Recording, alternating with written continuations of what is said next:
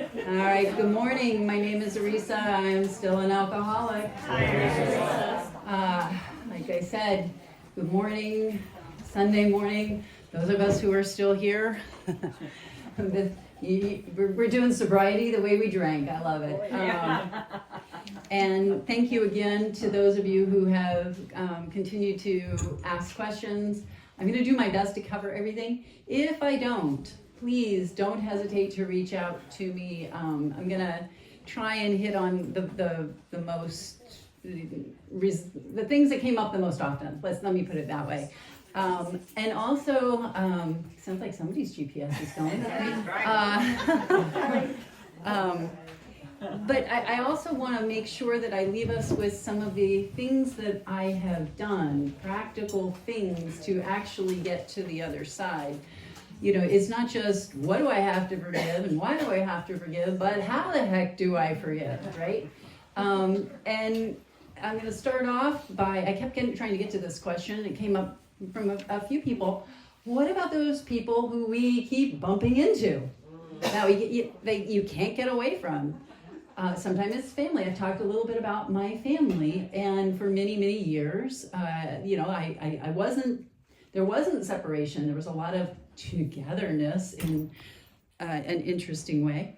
But if you have someone who's harmed you in the past, and you have to see them at work on a regular basis or whatever, how do you let that be in the past? And if what I was trying to kind of weave the story of anyway, is it's understanding who you're dealing with so that you can approach them more appropriately. That's what acceptance really is.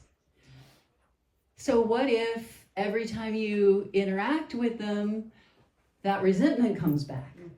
That's kind of been the question people have been asking. So I got this bruise over the weekend because there's a television in a very weird spot in my room, and I like walking to the bathroom. I've walked into it 3 times. You know, and it's a little bit dark. I'm tall. It's a weird spot. I mean, you know, it's hanging on a wall. Okay, and I can't seem to remember that it's there. The TV is doing nothing. The TV it does actually swivel off the wall, and I didn't realize the first time I hit it, I actually put it at more of an angle to hit me even more acutely. There's an allegory in my life going on with the television. And the second time I hit it, I observed it a little more closely, and I pushed it closer to the wall. And I only hit it the 3rd time because it was dark and I was tired. Hungry, angry, lonely, tired. As long as I had my mental faculties with me, I have yet to hit it, you know, paying attention. And that's what I'm trying to say. Trust me, I'm hitting the exact same spot. It hurts more the 2nd time, and even more the 3rd time, and I am sure the 4th time it's gonna, you know, I'm gonna have a big old welt here. And that is because I haven't healed. As time passes, if I come back next year and I hit that television, it's gonna hurt just as much as it did the first time. Not as much as the 3rd time. However, I will feel stupider because I am aware that it exists. So hopefully I will only bump into it when I am not in fit spiritual condition. That bruise is there to make me say, okay, what can we do about this thing? And part of the issue is I have left my suitcase on the stand at the end of the bed, which means I actually have a very narrow little thing. And I thought about moving it, and I'm like, it doesn't matter that much to me. That's what sweeping under the carpet does. You end up walking into the television again. And it was a calculated risk. I knew that if I dragged my suitcase over, it probably wouldn't happen because I don't generally walk really close to walls. but I've left myself a narrow flight plan. I only in this moment thought, I could have just pushed the suitcase under the television.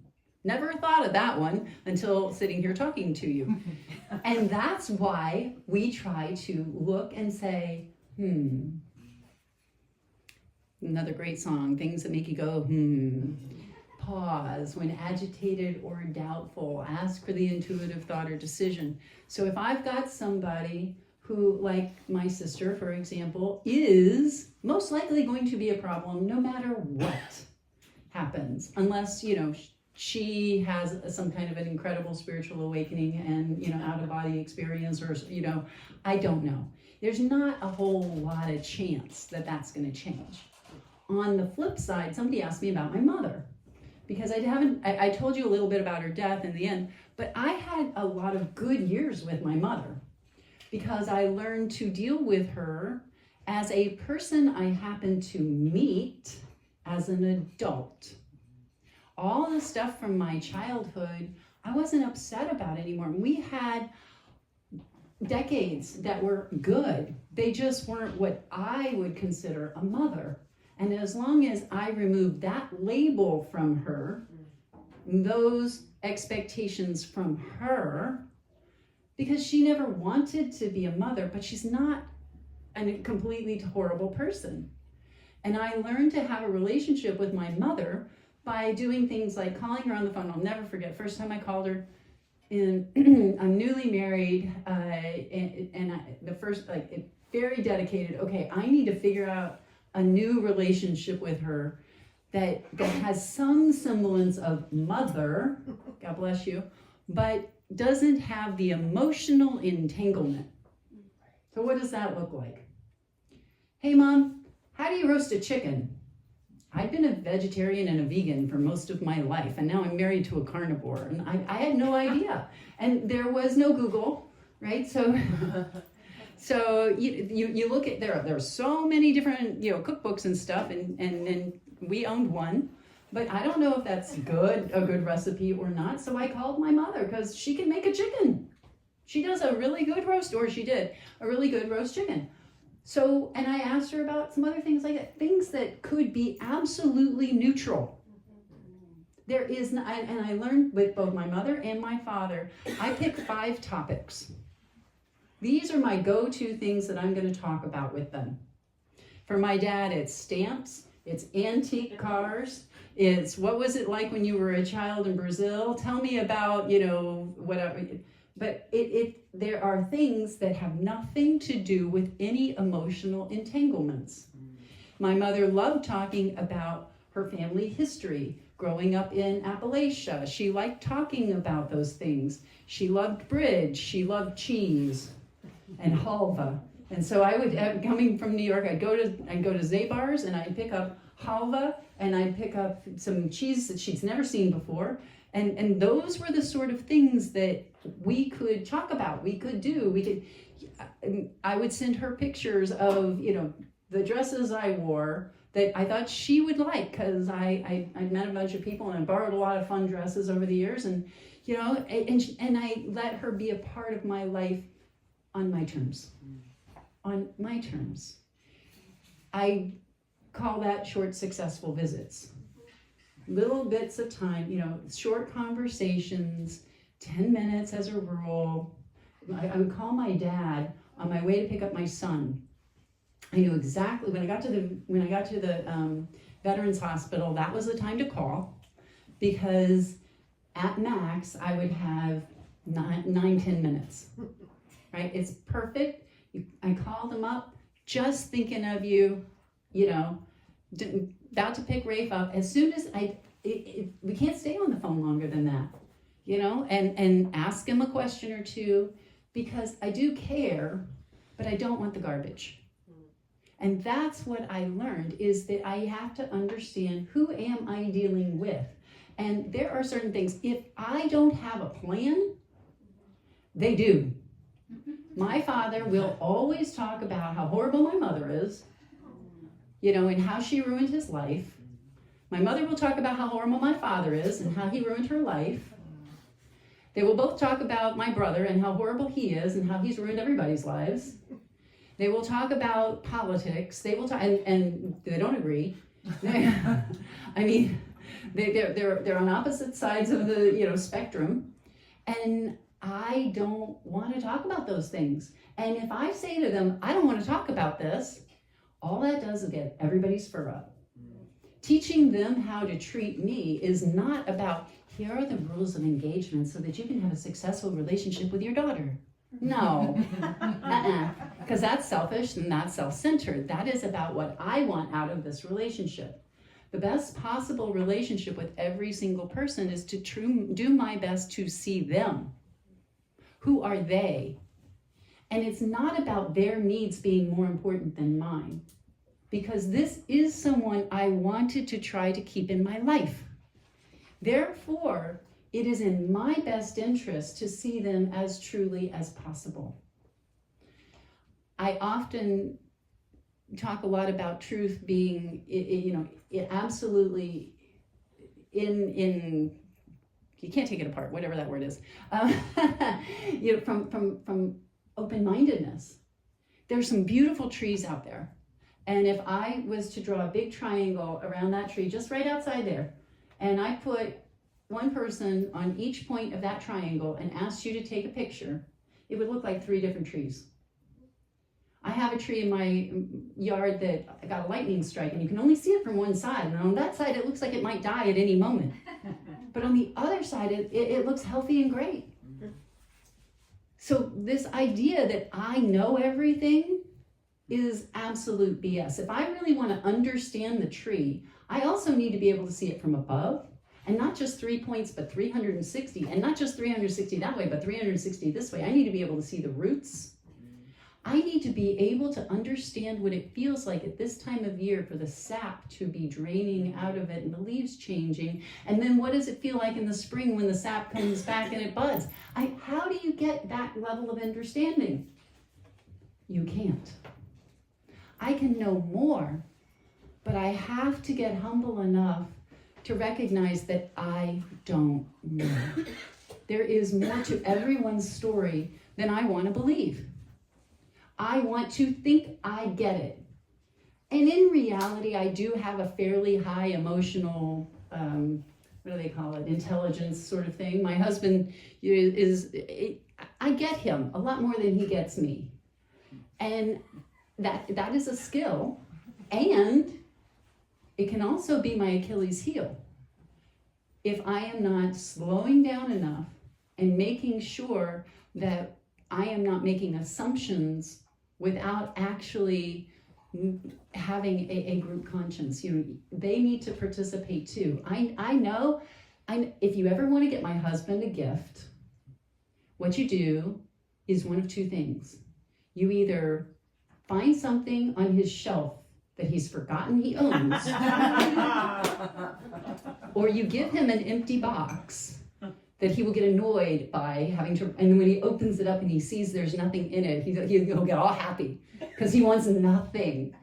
I came home a couple weeks ago with a gift for him that I'd found in our barn that nobody knew we had, and he was thrilled. He's like, oh, get it. But if I'd gone and bought them, he loves them. They're these little glasses, and then they're big. They're not shot glasses. They're bigger than that. But I don't know, juice glasses. I don't know what they are. But they're inscribed with his grandfather's initials. And if I had made them, he'd hate them. But see, I know that about him today because I've spent enough time walking around, seeing it from different perspectives, really trying to get it. On our first wedding anniversary, you know what he got me? Nothing at all. Nada. Because that's what he wants. And I also needed to say, you know what, that's not going to work for me. So a lot of times, I'm the one buying my own gifts.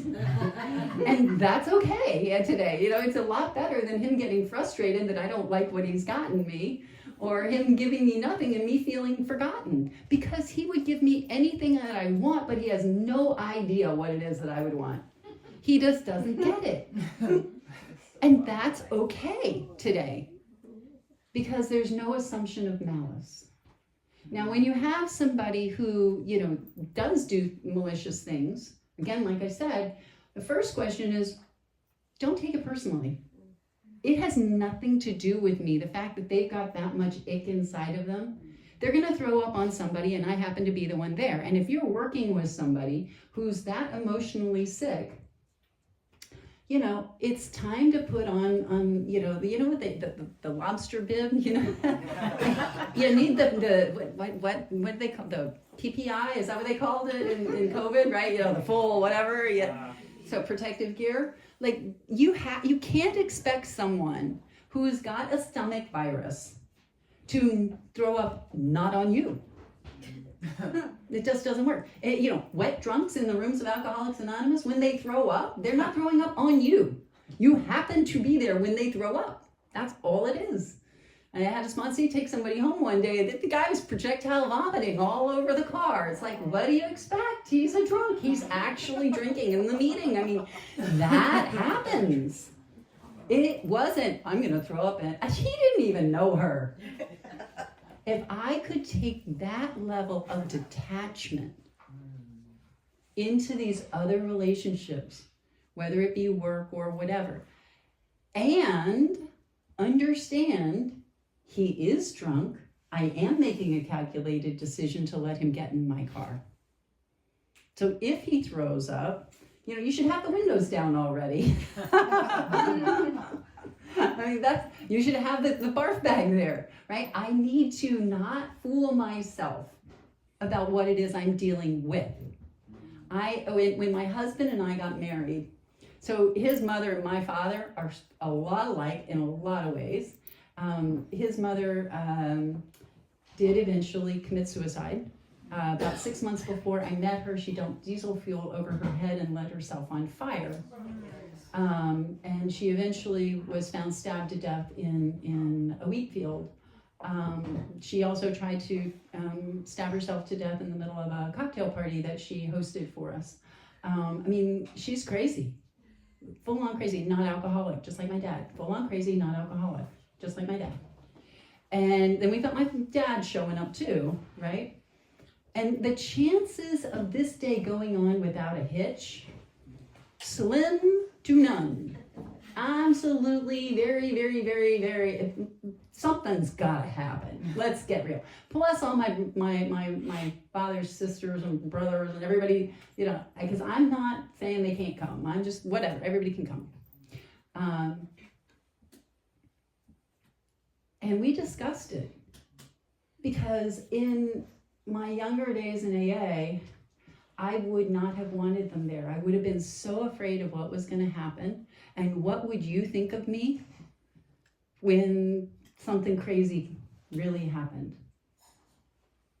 And I realized that if something crazy really happened, that everybody who knew me and knew my husband would simply be that much more astounded by how normal we were.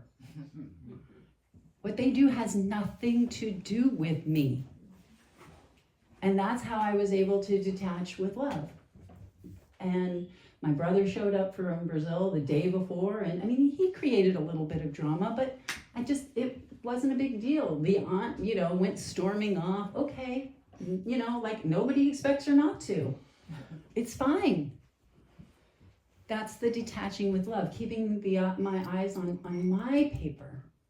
And knowing and trusting that the people that are in my life that I do care about, that they know me enough to go, well, you know, I wonder when that twig's gonna snap. That's not very likely. So, and I think that comes down to, again, everything depends on my spiritual condition. The next moment always depends upon my spiritual condition. In the 12th step, when we talk about, you know, going into bars and it says, go or stay away, whichever seems best. I find that as a really good rule of thumb for all of my life. Go or stay away, whichever seems best. But make sure you're on firm spiritual ground before you go. Before you call your father, before you call your mother, before you engage with the coworker who's toxic, before, you know. Okay, and then how about the ones that come back like a tsunami? Like I was saying, some of these are bruises, right? If somebody harmed you in the past, and you think I gotta tell you, my sister, you know, I really thought I'd gotten over I was totally good with her and her husband, and they've got kids and all that, and I'm fine with it. I really am. But when she pulls some other stuff, every now and then, I'm not saying that that can't come up again, because she isn't someone who thinks about other people's feelings. Why do I feel that? I mean, there's a difference sometimes between an emotion, between a resentment and an emotion, okay? I am having this memory to inform how I proceed, okay? And the more times she has done things like this, years and years ago, before I even got sober, she loaned me $500. Now, I had paid that money back. She wanted it in artwork. I gave her way more than $500 worth of paintings. And then I gave her cash later because, whatever. And I'd paid for a whole ski trip for her and her whole family, and countless of other things. I have done way more than $500. And what was this? Maybe 10 years ago, she starts screaming about how I never bothered to pay her back. And I opened my wallet and I said, here's $500, take it. She refused it. And my husband walked over and said, here, and she refused it. Because she doesn't want to let go. She doesn't want to not have the thing to say, look at what you did. And I don't want to be that person. But when she does things like that, it reminds me of who it is I'm dealing with. If I start replaying it later, there's time for some inventory, okay? But the real question is, am I putting this person in a position that she should not be in? One of trust and respect. Because today, I am a big believer in trust and respect as long as it's mutual. Mutual trust and respect are what all of the traditions and all of the concepts are really about. And if it's not mutual, see, trust is earned. And if you teach me through a course of actions that I shouldn't trust you, then it's on me if I do. And sometimes that stuff comes back up when she does stuff because it's healthy. It's not something I missed. Now, if I'm holding on to it, it's time to say some prayers. It's time to give it back to God. Because I have decided that I need my relationship with my sister to look a certain way. That's my will. That's wresting satisfaction out of it. That's demanding that there be peace and harmony in this cray-cray family that I've got. You cannot expect somebody who's completely insane to not be. Who's crazier? The insane person or the person who expects the insane person to not be insane? They're beyond human aid. When we send people out, like, go look for somebody you can help, well, there are lots of people you can help, but they aren't alcoholics. Because alcoholics are beyond human aid. Right? We're supposed to be looking for people who are beyond human aid, and then we just offer them experience, strength, and hope. And I need to look at my family the exact same way. My aim is to be helpful, but not to be in control and not to make you better. And that's a fine line. And that's when I get into trouble, when I cross over that and I start having an agenda. So I wrote down a few things because I know I'm not going to get to all of it probably, but let me see if I can prop this a little where I can read it better. So mostly what I really believe is that I needed to find some prayers that could invade my consciousness at such a level that over time they would change the whole operating system. Like when you have to update your phone and it's a whole new operating system, like that's what I needed. And I when I was new, I had nightmares all the time, and I didn't think there was anything that I could do about that. But there actually was. It was going to take some time, but that's what steps 9 through 12 are all about. It's about changing the operating system and making sure that I have a way of life. And after a while, those habits, which I didn't know were habits, they switch. My first thing was always to go dark, to go negative, to go, all that stuff, because I didn't have much experience with the opposite. So I need to create moments where I am. That's why conscious contact is what it's all about. It's not about just believing. The steps are designed to take us from belief to trust. And that takes some time. So if I want that deeper experience, it's gonna take some discipline. Discipline is the horse I ride. Back to the girl from Texas, and I know some of you have heard this, but I'm a big believer in the rodeo analogy. So if you've never seen a rodeo, you probably know anyway that one of the main things is some old boy gets up on a horse that's bucking. And the reason that he does that is because in the old days, if you wanted a horse, you had to go catch one. And it was somebody's job to jump up on his back and hold on for dear life. And when, not if, he got bucked off, he got back on. And when, and not if, he got bucked off, he got back on. And he did that until, lo and behold, miraculously, suddenly, so it seems, the horse doesn't fight anymore. And that's my mind. That's how my mind is. My mind is the wild horse. My mind was telling me, every little thing that popped into my mind, I thought I had to, do or say or listen to, or my mind is not who I am. And the spiritual woman has to chair the meeting. No, we're not going to think of that off topic. Come back. Align my will to God's. Here's what we're talking about. You've seen me over this weekend. I'm straight a little bit, and that's why I got my notes, so I can come back. Because you really do want me talking about forgiveness. Or at least that's what you asked me to talk about. And I'd like to comply, but this brain of mine will wander. Because that's what brains do. The brain is actually wired to ruminate. I love neuroscience now, and I'm all nerdy about it. And changing that takes a lot of discipline. And I didn't like the word discipline because it brought up a certain idea in my mind of being, knocked around and stuff like that. But the word itself comes from the root of to teach. So we let God teach us in this simple way.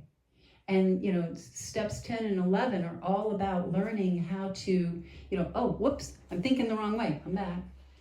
Whenever I see, most of the problems that I have is because in that moment, I believe in the wrong God. I'm not believing that God wants me happy, joyous, and free. I'm certainly not sure that God wants me happy, joyous, and free. If I am sure that God wants me happy, joyous, and free, it doesn't matter what my sister is doing because all she's doing is making an idiot out of herself. And I can let her do that. The punishment that she comes up for herself is way better than anything I would do anyway. So I want to share a couple of prayers real quick. And then I'll pivot a little bit. But the reason is, there's a Merton quote that I love, and he talks about until we love God perfectly, everything in the world will hurt us. Until we love God perfectly, everything in the world will hurt us. And the greatest misfortune is to be dead to the pain they inflict on us and not realize what it is. It's my lack of relationship with God that gives her the opportunity to actually hurt me. I don't want to defend myself today. I don't need to defend myself today. I don't need to protect myself today. You know why? Because God does a much better job. I need to get up every morning, though, and make sure I've got that God armor on.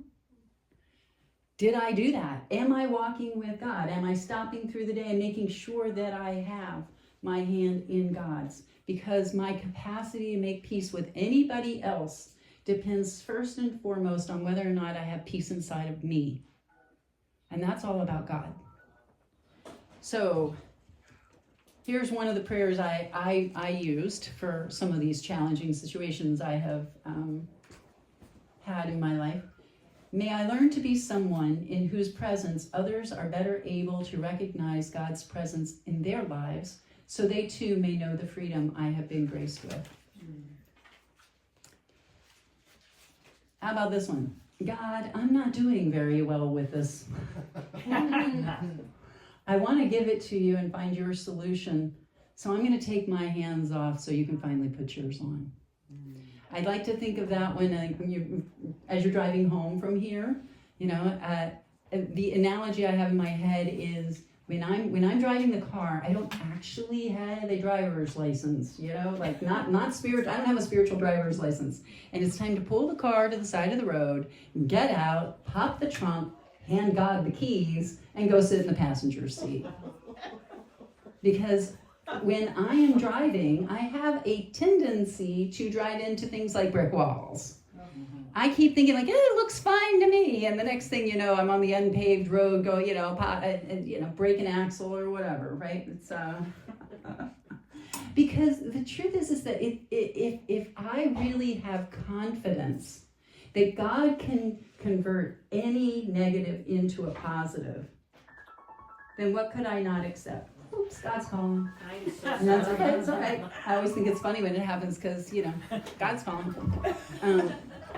Anyway, and that's how, I got okay with this idea of, letting their behavior judge them.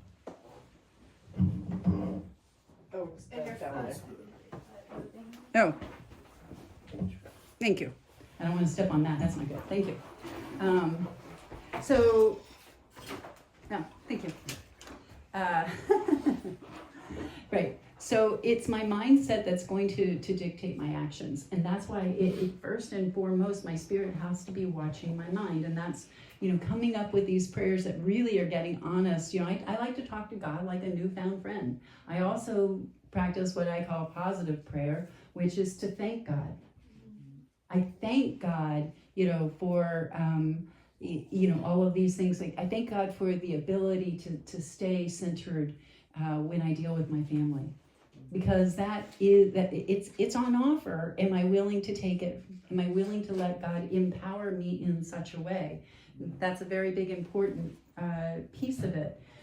And that's why I said, the acceptance, fighting it, is this idea that God's not big enough. When I believe in the God of the Sharpie, in math, 1 minus 1 = 0, right? And God just comes along and makes any negative into a positive with just one little teeny tiny little mark.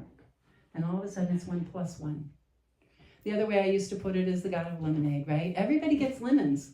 The question is, are you willing to roll up your sleeves and squeeze them? And trust and rely that God's got enough sugar to make anything sweet. So as I've mentioned, I'm an artist. My medium happens to be smoke. And I've been working with this for a very long time. I went to New York to go to graduate school. And to get your MFA, what you do is you basically work for 2 years to put on a big exhibition.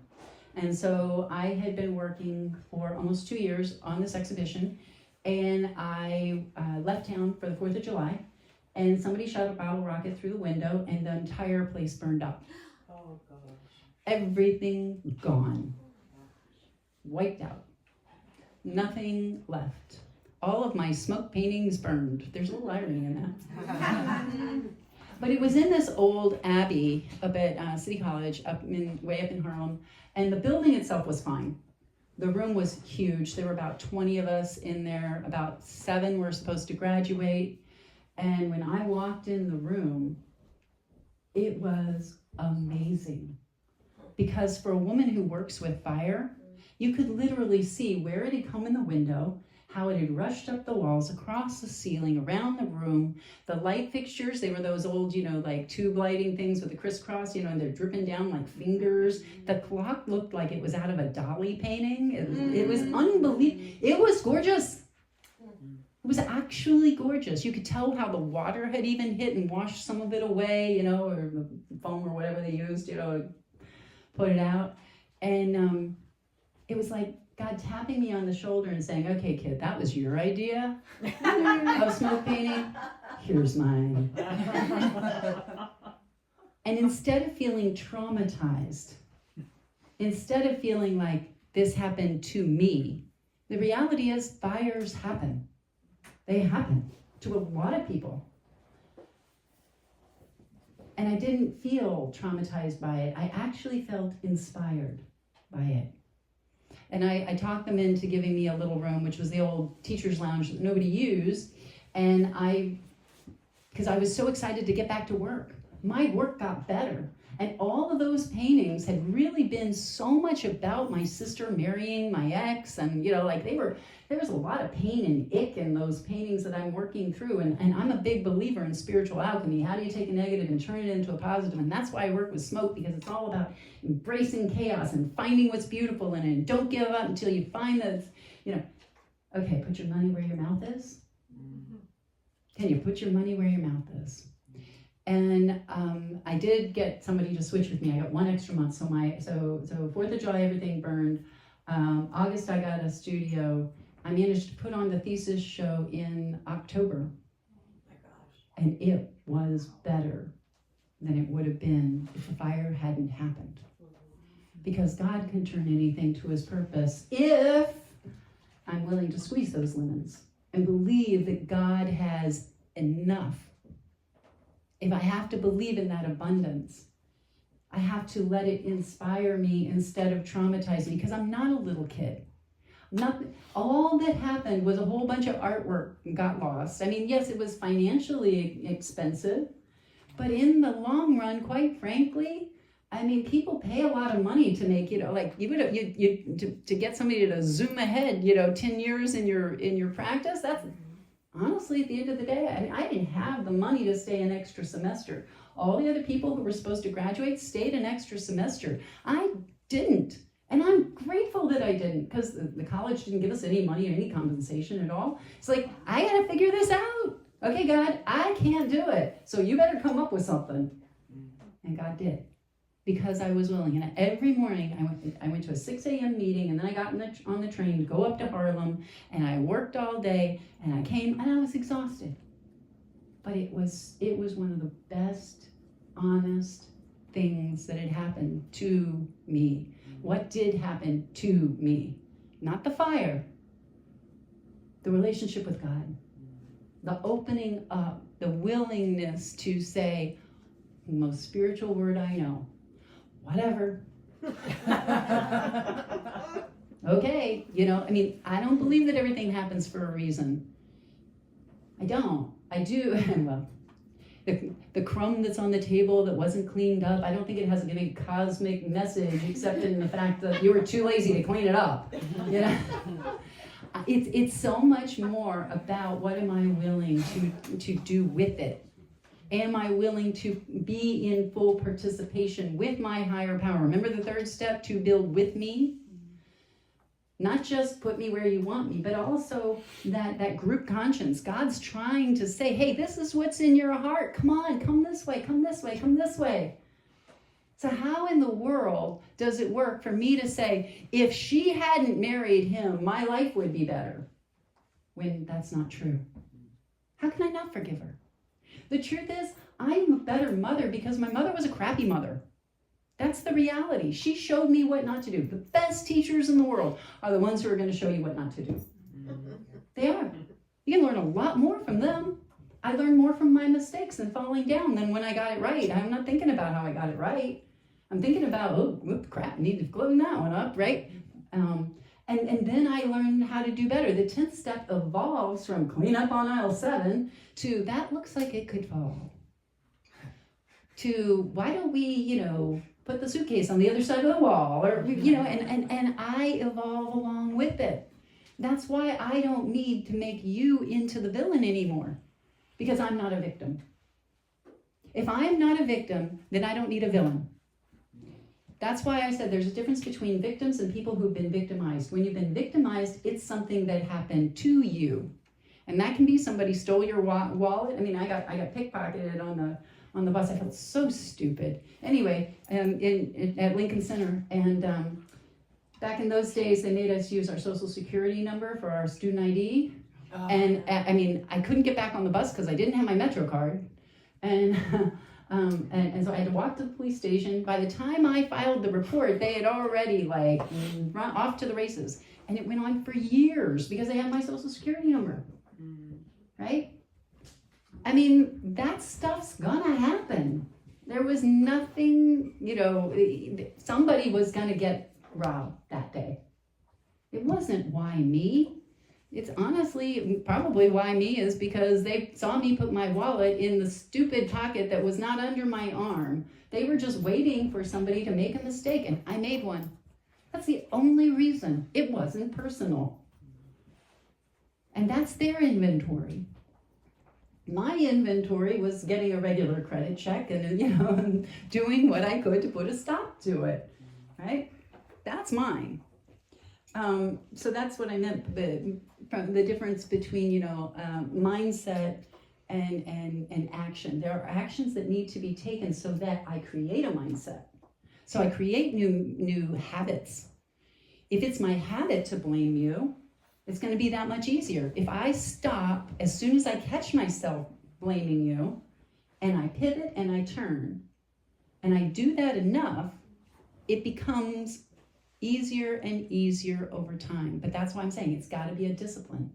It's got to be, am I willing to live within, the confines of what these steps really teach me? Do I believe what it says in the big book, that whenever I am disturbed, the problem is within me? It doesn't mean you didn't do anything wrong. It means there's something I need to do to adjust, because it's not the problem that's my problem. It's my problem with my problem. It's that I don't want to have the problem. That I think it shouldn't be happening. But life happens to everyone. There's no one who's going to get through this day without some sort of a problem. But I have this selfish, self-centered idea that it shouldn't be like that. I don't like that life is lifey.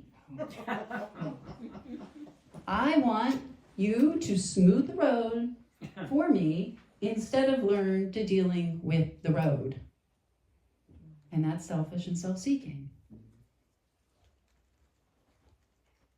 So here's another one of my prayers. Thank you for granting me total absence of pride and the need to be right. Thank you for letting me accept the world as it is and to seek to bring harmony everywhere. Thank you for letting me smile and be grateful for the pain that has opened my eyes to you so my real humility can light my path ahead. I deal with a lot of physical pain. And I have for most of my life. Well, I have for my whole life. That's the reality.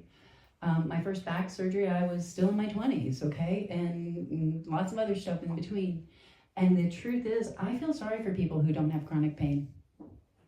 Sounds weird, but the truth is that it got me so aware of, if I do not stay close to God, I turn into Attila the bitch.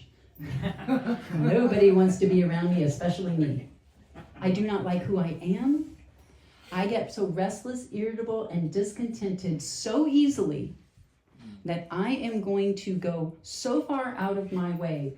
I am willing to go to any lengths. And when I had little kids, that meant 5 a.m.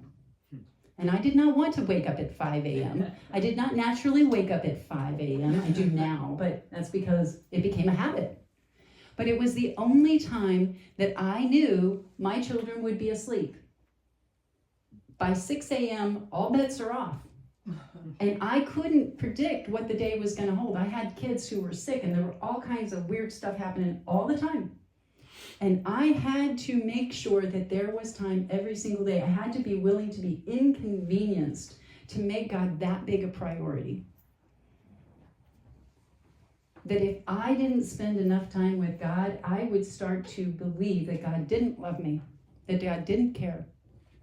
And the main thing was that it had to be every single day.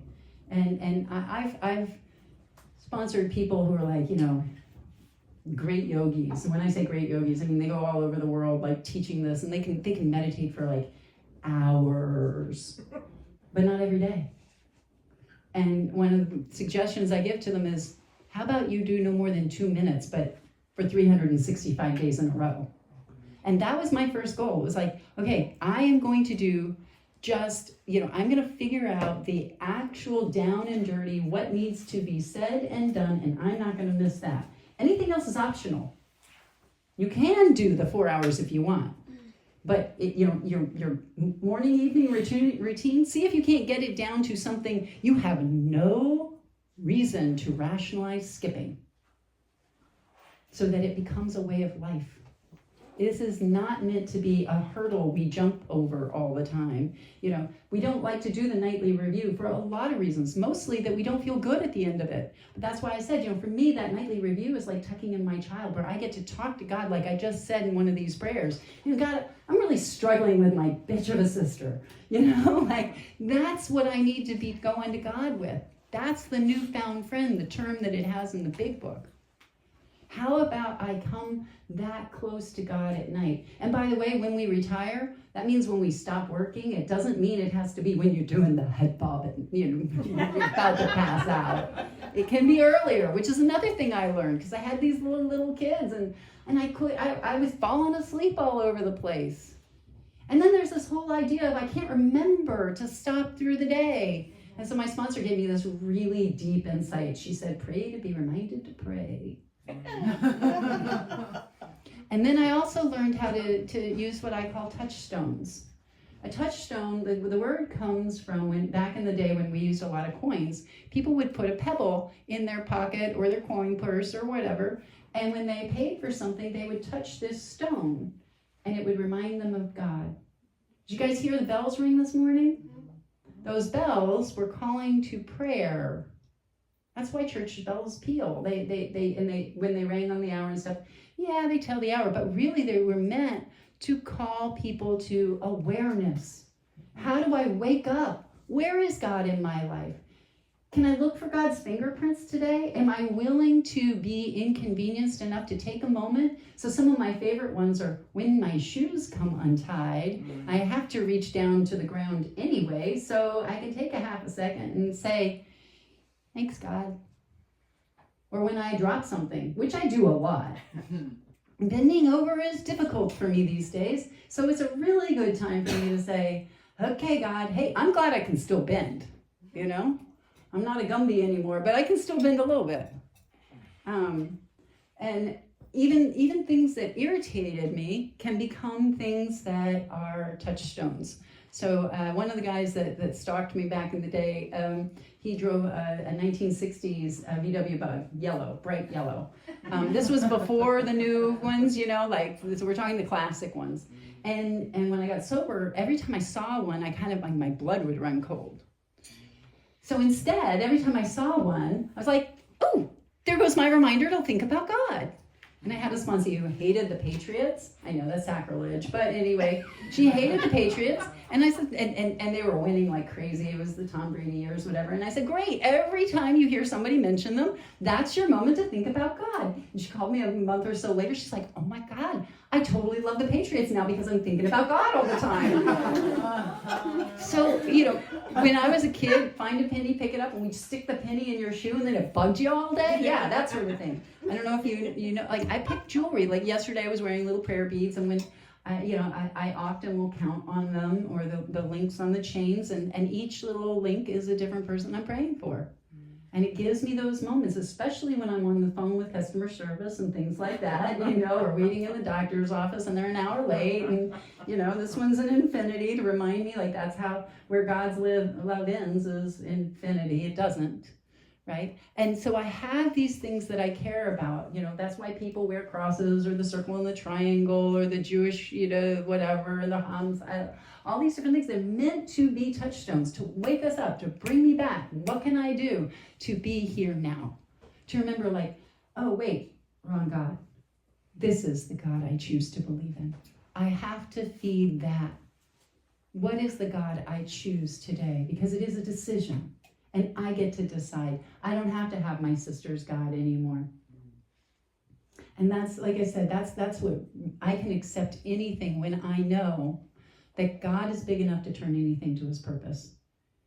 You don't have the ability to really harm me anymore. Now, I'm not saying that you couldn't come and shoot me. You can, but not spiritually. You can't take my spirit. That's what matters most to me. It's not the physical stuff that matters the most. Because it's all about escaping the prison that I put myself in. That prison of I need you to be on the hook so that I get to stay a victim, so I don't have to take responsibility, because I'm rationalizing why I'm not going out and building the life that I really want. And when I let go of all of those things, I can do anything. It doesn't matter. When my kids were little, they had a lot of medical problems, and among other things, they had a lot of allergies. My son was allergic to milk, soy, eggs, wheat, fish, shellfish, corn, peas, carrots, latex, animals, basically everything. He was on a hypoallergenic formula until he was 4 years old. And my daughter was still allergic to wheat and eggs at the age of, until she was, well, for many years. And I learned to make the best chocolate cake out of tapioca. Because I didn't want my kids to ever feel like they were God's stepchildren. And I didn't ever feel like, why did God give me sick kids? Rafe couldn't learn to talk and he couldn't learn to walk. He had to go to different types of therapy 7 times every day, every week. And that's 5 days, 7 therapies. So it was a lot. And some of them were like an hour more drive each way. And I was so grateful to be a mother that said, yes, I will. Because you guys taught me that there is nothing too big for God. Don't tell me what God can't do. Kids like mine often didn't survive. They certainly didn't flourish. My son's a sophomore at Harvard. He was on the United States debating team, in high school. Like the kid who they had to move his mouth to help him learn to articulate words. They had to move his legs to help him go upstairs. And he's an Eagle Scout who climbs mountains for fun.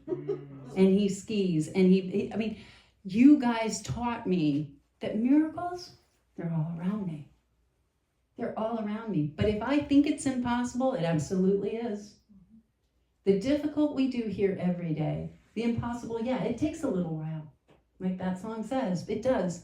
But there is nothing too big for God. And when I started taking my children to see this woman who I had heard might be able to help them with their allergies, their doctor told me that she thought that I was irresponsible. And I thought that I would be more irresponsible to not do everything in my power. Because they couldn't even be in school. The public school wanted to put them in isolation, right? They didn't know what to do with kids like mine back then. They still really don't probably, but, and so it didn't matter that they didn't care. My husband called her the witch doctor. And it took Rafe 6 years, but he's completely allergy-free. It took Darlie a year and she got completely allergy-free. And you know what? That's not supposed to happen. And then what I turned around and did is I helped them raise money to do a study for Children's Hospital. Because there are answers out there. Because I'm not going to settle with, oh, too bad. See, that's, when I got here and you guys talked about God, and all I could think was, there are people starving in Africa, AIDS was raging. And I'm thinking, why doesn't God do something? And here's what I believe today. I think God is doing something. I think God sent you and you and you and you and you and you because we care, and not on my watch. It can be better, but only if we care. Only if I am willing to be on that firing line of life. It's not about what am I getting out of it. It's because I want to give it because my cup overflows.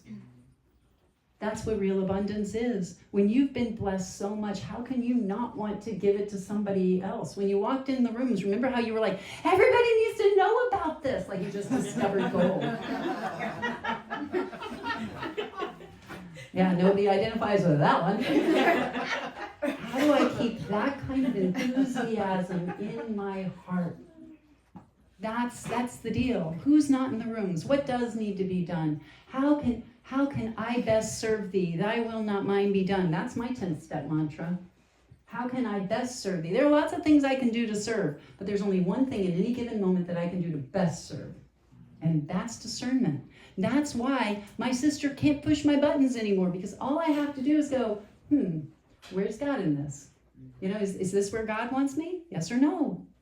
If no, okay. If yes, okay. I have no opinion. That's an outside issue. I signed up for God's team. I will go where he sends me, whatever that looks like. Whatever. Right. So it's like I said, it's always my will that puts me in conflict with others. So that's why I just said, whatever. The answer is if life isn't going your way, try not having a way. It's that simple.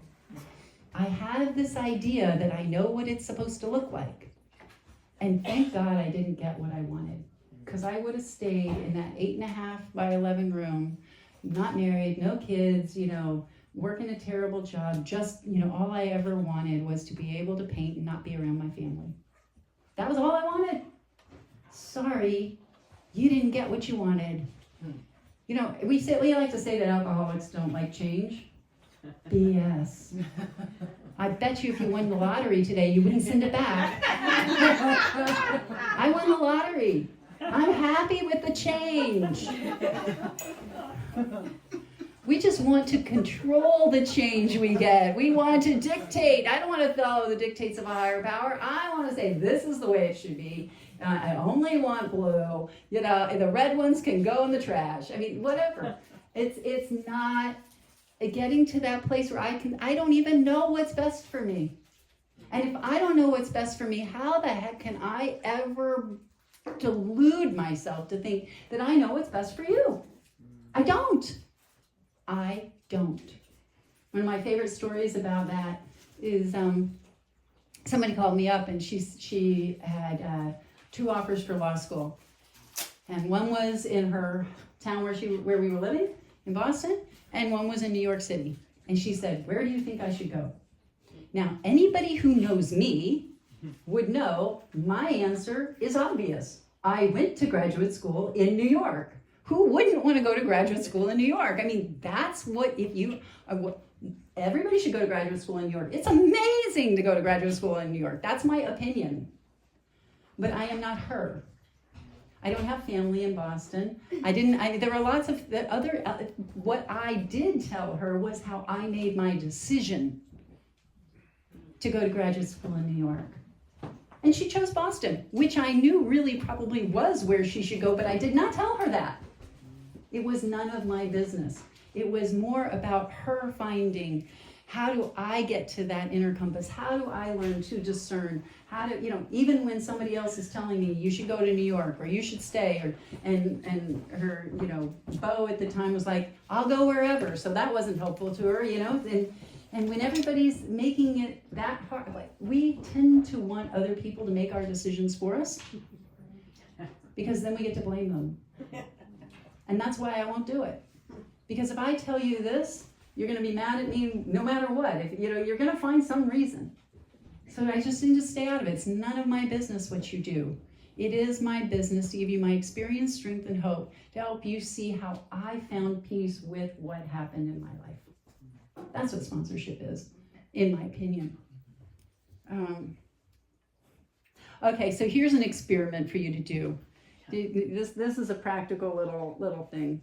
Okay, pick one thing, one person, one situation in your life that's not going particularly well. Remember my prayer a little bit ago? Okay, that you wish would improve.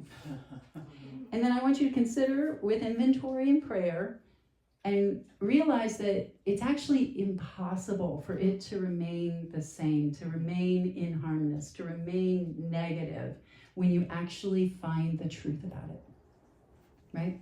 My sister that's all her sickness. It's got nothing to do with me. And then thank God for healing it completely and permanently. And then the follow-up is you have to watch your thoughts using steps 10 and 11 to stay focused on who God is calling you to be. Now that's different than do. Be, attitude. Be kind, be loving, be,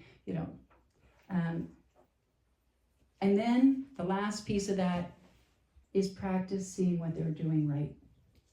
The most difficult people, they're still probably doing something right.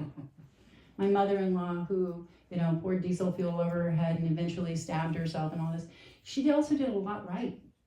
She made the most gorgeous christening gown for my daughter by hand, She translated the family history.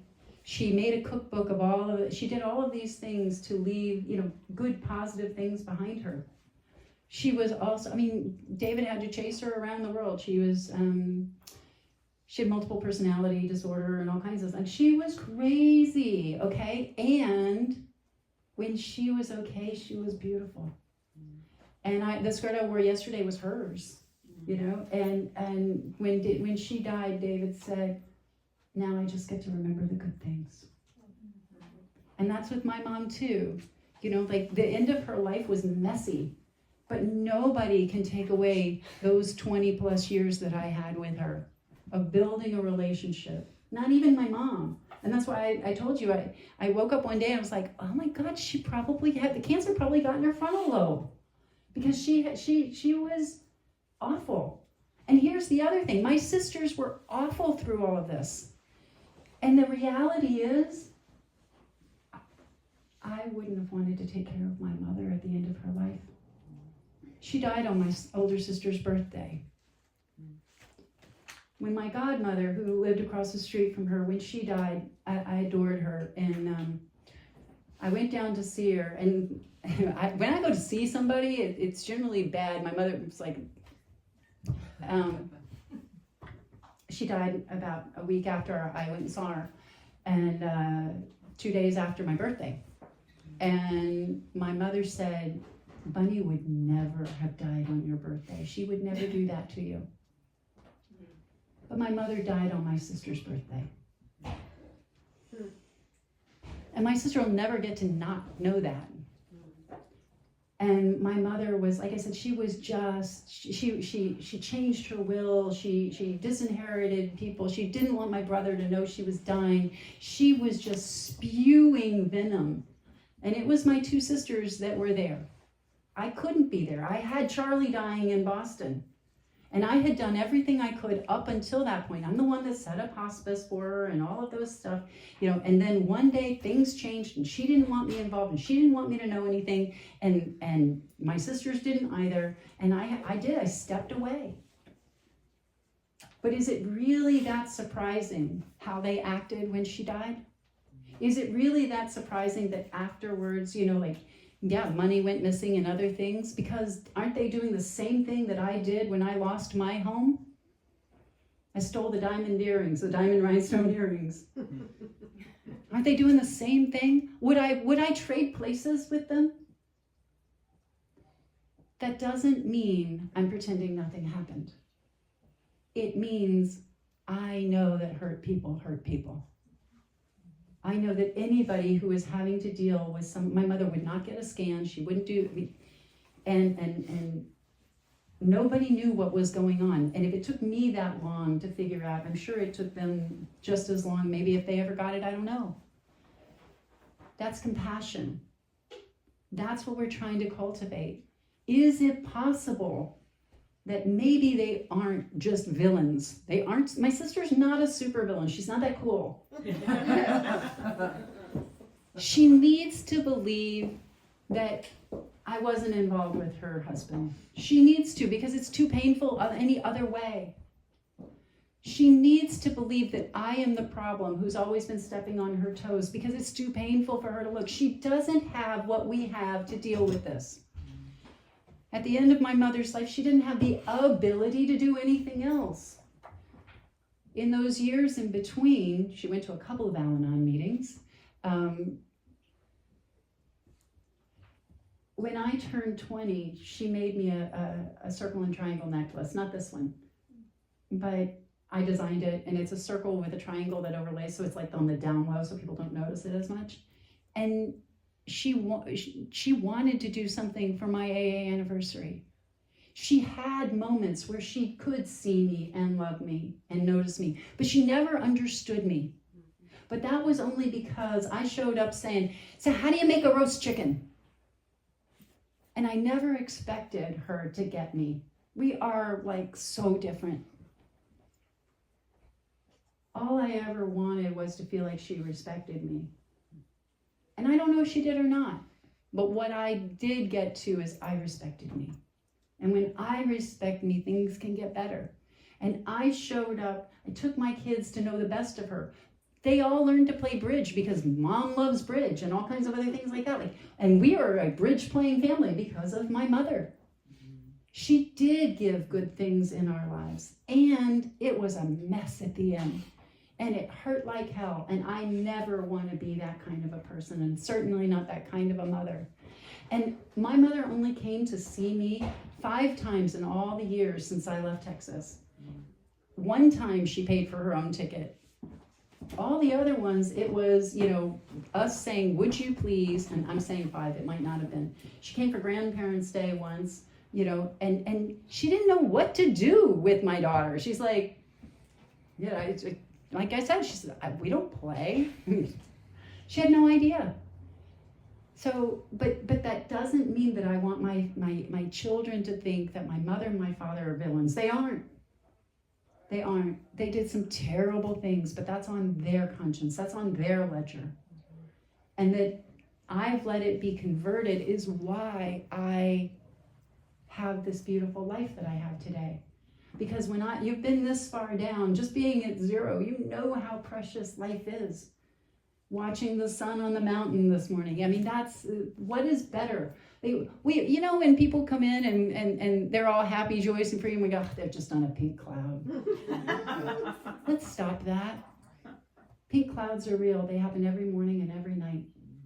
But the only people that witness them are the ones who get off their butts and make the effort to see them. And even on the foggy, rainy, blizzardy, whatever days, they're still out there. They're just not where I can see them at this moment, but they are there. And that's what I need to know, that through line everywhere. I am going to, that's why we say this too shall pass, but actually this too is true. It's real, it's here, it's now. And that's why happiness is a decision. And it hinges on this idea of forgiveness. No matter what, I don't need you to pay my way anymore. I didn't used to let you give me money or because it was all as hooks. Like if I let you do something for me, then I owed you because everything was trading. I'm done with trading. I am done. I want to love you with no strings attached. No string. If you love me back, it's bonus. I do not need you to love me. I need to love you. I get healed by the amount that I give love into the world. It's the love that I give that's healing me. It's not the love that I get. When I walked into the rooms, I really thought that if you loved me, I'd be okay. I came here to fix me. And those old timers, they were like, oh, darling, that's your problem. You've been trying to fix you your whole life. And I had. They said, if you would just, and that's why we work with the law of substitution. We go help others. This is not a self-help program, and it's not a mutual aid society. We get called that, but really it's we help others to get out of God's way. Because I'm like, I'm doing the Heisman with God, for crying out loud. How do you help somebody who won't let the help in? So if I get interested in you, if I love you enough, it melts that polar ice cap from around my heart, and I see how much you've been loving me the whole time. But not the you I necessarily expected it from. All I ever wanted was for my sister to love me, accept me, and want me. I mean, we're 18 months apart. I wanted to be inseparable from her. Unfortunately, that was insufferable for her. And so I need to let her have it her way, not my way. Because there are other people in my life who actually would like to be close to me. And if I am super gluing her on, I'm missing out on the people God's saying, how about this one? How about this one? How about this one? Let go of the ones that don't work. Welcome in the new. That's it. Because really, the whole story of my life, when I look back, it's all about my belief structure on God. What did I believe about God? When I was so broken, so small, so desperate, so often, that's how big my God was. I didn't believe that God was big enough to solve my problems. I did not believe that there was any force on earth that could actually get me to a place where things could be different. Believing in a God that sounds too good to be true is what you guys asked me to do. Because God is. God is really kind of too good to be true, because we judge God by human standards. But what I've seen here is the impossible all over the place, the miracles all over the place. I should not be here. I am 32 years past my expiration date. There's a hole down in Texas that I should be in, and I'm not. I'm here. And I don't think that I'm here because God has a purpose for me. I don't believe that. I don't think I was spared and others weren't. I think that we all are given opportunity after opportunity after opportunity after opportunity after opportunity, that God never tires of saying, please come, the banquet's here. There's more love on the table. You don't have to starve. The question is, am I going to get my head out of my butt? Am I willing to be happy, joyous, and free? Am I willing, or do I need to stand on some ridiculous principle because I need to be the alpha, the omega, the smartest person in the world? I love the term terminally unique when I walked in here. Yeah, that was it. And I'm an artist. We're supposed to be miserable. So, I'm fulfilling my purpose. How am I going to have good art if I'm not miserable? And somebody asked me once, they're like, how do you paint without getting high or drinking? And I was like, better. And it's true. It's true. That's the thing.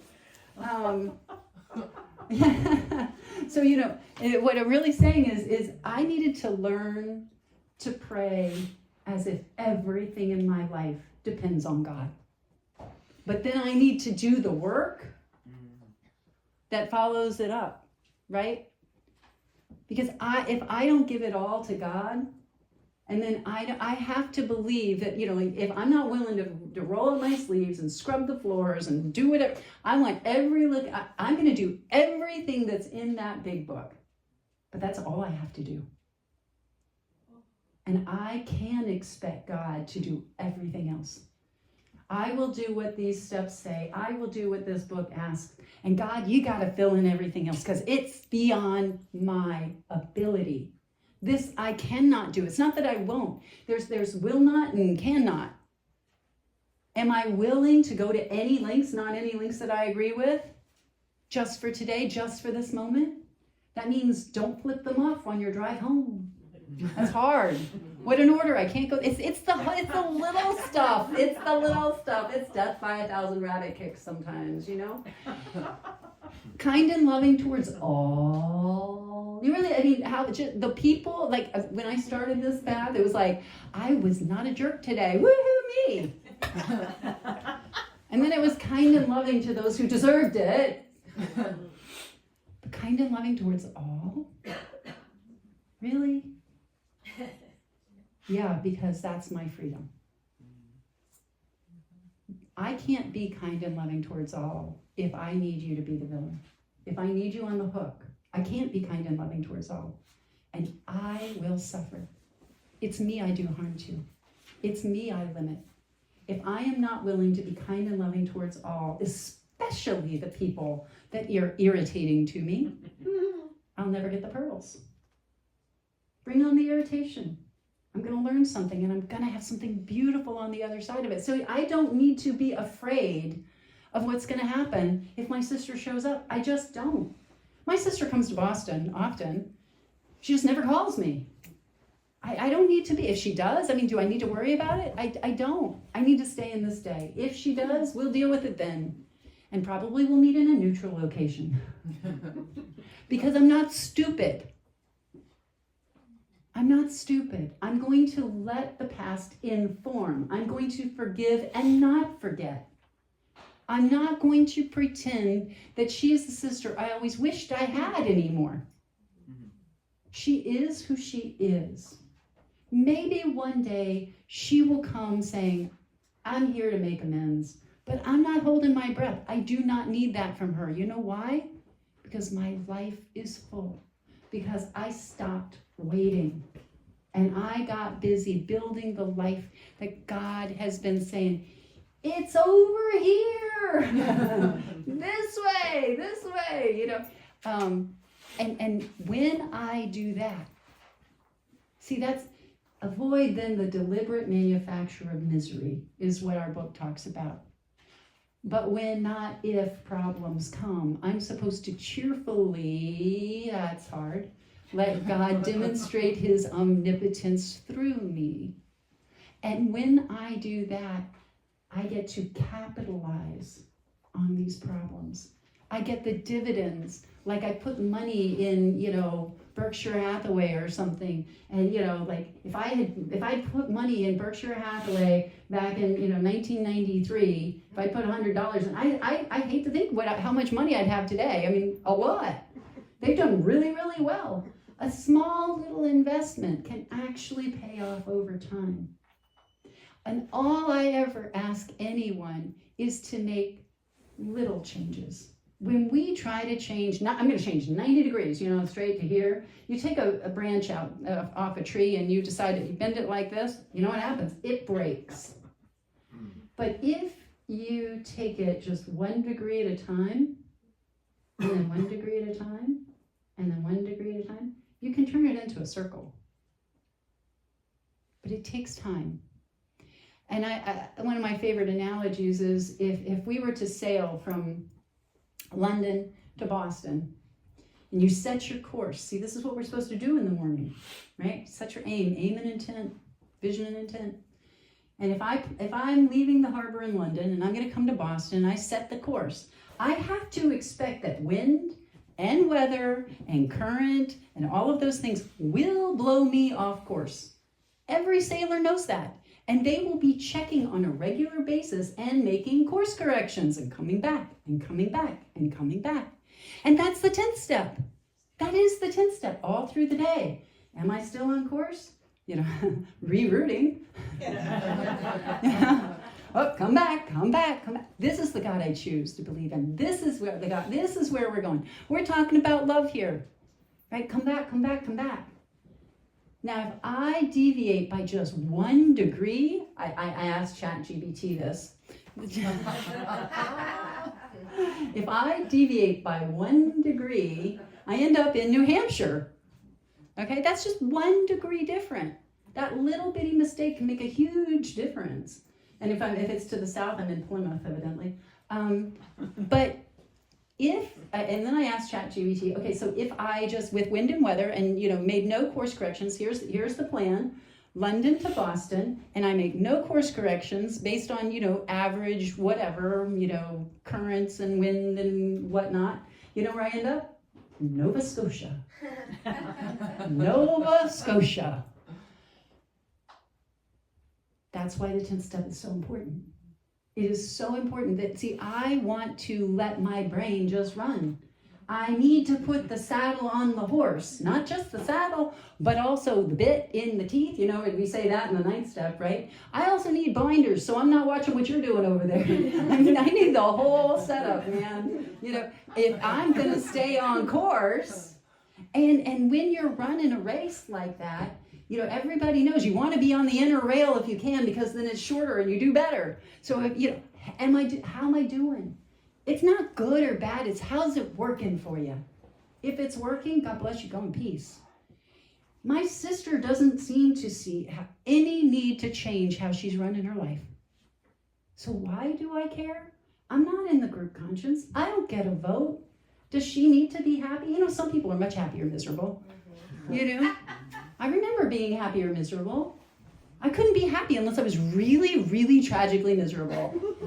I enjoyed being miserable. That's what I meant by, I would play these old tapes because, David loves steak and I love a good resentment, that's the way I could go. Except that I've lost my taste for it today. And you know why? Because I've found something much better. Far beyond anything I realized. I didn't know what joy was possible.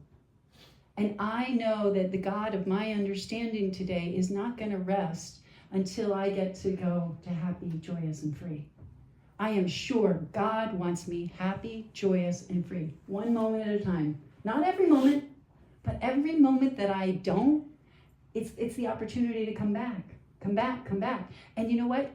Those little moments are shorter when I'm arm wrestling God. And my nightly review is really, it can kind of be summed up in, how much did I try to manipulate God today? What's the distance, between the program and Arisa's program? Pretty simple. You can tell the distance from where you are, from your third step, very, very easily by the number of opinions you have. If you think it shouldn't be some way, where's the whatever? Where's God? It is the way that it is. And now what am I going to do with it? The paintings are gone. What are you going to do now? Squeeze the lemons. Make it beautiful. Find out, what's left. Because there's something new around the corner if I let it be that way. I want to touch back on the bullying thing. I said I missed part of it that, not only was I easy pickings, but I also believe that I was picked on for another reason. Because I was smart, and I wasn't, like I said, I wasn't somebody who just took it easily either, right? And I think that little girl saw me more than anybody else in my childhood did. She saw me as the potential threat. She saw that I was smart. She saw that I had a certain amount of power, which is why she wrestled me for it, which is why my father did the same thing. And that when I realized that there was that inside of me, it was always there. So even those situations, when I go back and I look, and I do more writing on them or whatever, it's much easier not only to say, okay, well, yeah, she was definitely sick. But sometimes the why me is because, I know why I got knocked around more than my siblings. I do know. Because I interjected myself between my father and my siblings. Because I did believe that they should not be hit. The economy of grace is what you taught me here. The world calls it restorative justice, I guess, today. But the economy of grace is how I like to think about it. Because it's uncommon sense that now makes sense to me. It's that alcoholic math, but except it's not an orangutan anymore.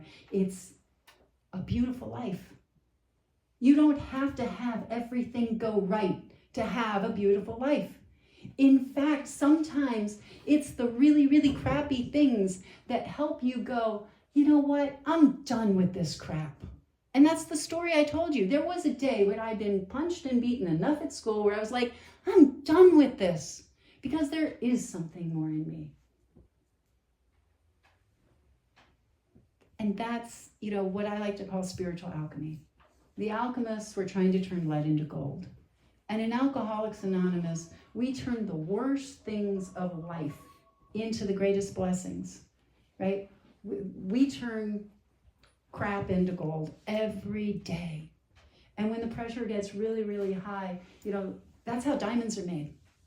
That's how diamonds were made. So now I've got pearls, and I got diamonds, and I got gold. And all of them are mined out of the pain, the suffering, the misery, the unfairness, the cruelty, all of those things. The greatest things I cherish today come out of me being willing to go down into that mine with a little, headlamp and my sponsor, just my chip, chip, chip, chip, chip. I know it's in there.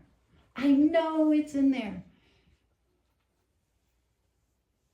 I am stubborn.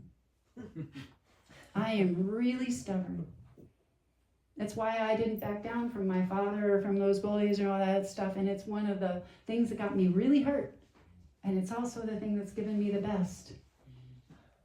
My sponsor, my starter sponsor, I call her, she had 2 months of sobriety. She knew everything. She was a chronic relapser. And she was trying to do her mins. And she made it really clear that, if I didn't do certain things, that I was probably, she scared me. She really scared me. And she only sponsored me for a couple months. But, she gave me full permission not to like it. whatever it was. She said, you know, when your sponsor says jump, the only question you get to ask is, exactly how high would you like that?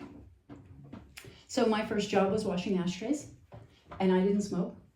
And she told me that I was welcome to have all the temper tantrums I wanted out in the parking lot. And then Nike, because the ad had just come out, so just do it. That I had full permission not to like it, whatever it was, but do it anyway.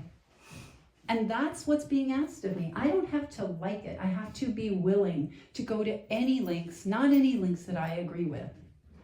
And if I stay that kind of willing, you know, and it's been 32 years of staying willing, and there are people here, it's been longer than that, and staying willing and staying in the middle and going, okay, you know, if you had ever told me I would be up here talking like this about, you know, things that were so awful and shameful and, you know, disgusting, and I remember when, you know, I was talking with my sponsor about, you know, I have an eating disorder. Can't imagine growing up with a mom who didn't eat and only smoked cigarettes and caffeine and, you know, and alcohol. I can't imagine how one ends up with an eating disorder. And I was so mad. She's like, well, it's going to help somebody else too. I don't care. You know, whatever doesn't kill you, make you stronger. Who likes that one? No, thanks, I'm strong enough. I've got plenty of problems already. You can keep the extra dose over there. So you guys taught me that whatever doesn't kill me can make me happier. And you guys taught me that I have to learn how to have a spiritual temper tantrum. That no matter what, my sister, my mother, my father, my brother, anybody, you can't decide whether or not I'm going to live happy, joyous, and free. That is something I only give to God. I am going to live believing as much as possible, being sure that God wants me happy, joyous, and free. I am going to insist on enjoying my life. I am not going to be a glumwad. I am going to, there's a direction to play in the big book. It's very important. You know, because newcomers wouldn't want this way of life if they saw no fun in it. And neither would my kids. My kids like to be around me because I'm fun, because I'm open, because it's all about love and joy. And that only happened because I am willing to start with the here and the now. What you did yesterday has no power anymore. I cut those wires, and they can go push the buttons all they want, and they still do. I still get the, you know, that my sister informed my husband that he should take power of attorney and medical proxy over my father. And he's like, no. And she said, well, then you should tell your Arisa that she should. And he's like, no. And what's so hard about that? David is way too well adjusted. You know, when David gets mad, I'm like, you could whip that a lot more. He just, you know, he's like, that's stupid. No. I can learn a lot from people like that. David does a good job of doing basic things like eating breakfast and making sure, you know, he gets his needs met. I had to learn those things. I was not taught them as a child. But they are available for me to learn here and now. I learned everything about how to take reasonable care of myself in Alcoholics Anonymous. The truth is, my parents couldn't teach me because they didn't take care of themselves. They were okay living with mice, rats, fleas, you know, roaches, you name it, like they don't care. I don't need to learn those things from them. They didn't have the desire to, you know, have good relationships with their children. They didn't have a desire to have good relationships with other people. They didn't have that to give me. But I do have access to all of you people who get to teach me one day at a time how to absolutely insist on enjoying my life. And that God is a God of abundance, and there is nothing too big for God. So I intend to go and have a beautiful day, and I hope that you will also. Don't make other plans. God bless you, and thank you.